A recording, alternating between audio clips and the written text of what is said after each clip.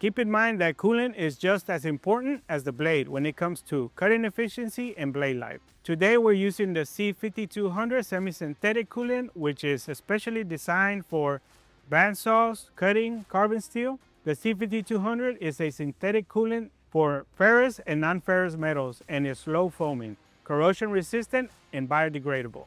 It enhances tool life. The QFluids 5200 should be mixed at a 10:1 ratio with water for optimal performance. QFluids coolant helps in several key ways. It lubricates the blade, reducing friction and heat, keeps cuts clean and smooth, and most importantly, it extends blade life by preventing overheating and premature blade wear.